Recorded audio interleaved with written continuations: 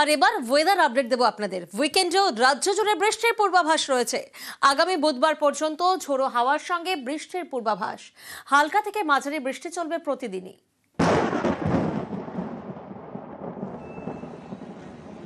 বৃষ্টি বৃষ্টি আর বৃষ্টি। এবছর বৃষ্টি থামার নামই নেই। কখনো নিম্নচাপ, কখনো ঘূর্ণাবর্ত, কখনো আবার মৌসুমী অক্ষরেখা।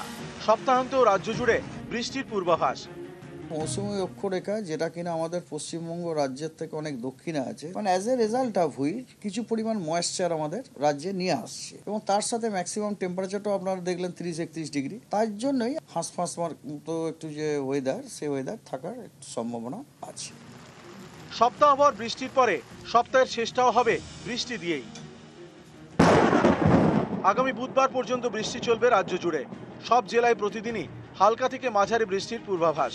রবিবার পূর্ব মেদিনীপুর এবং দক্ষিণ 24 পরগনায় বৃষ্টি বাড়বে। 31 তারিখ থেকে 3 তারিখ পর্যন্ত এই পুরো আপনার 4 দিন উত্তরবঙ্গ দক্ষিণবঙ্গের সব জেলাগুলোতেই অনেক জায়গায় হালকা এবং মাঝারি বৃষ্টিপাত হওয়ার সম্ভাবনা আছে। নিউজ 18 বাংলা।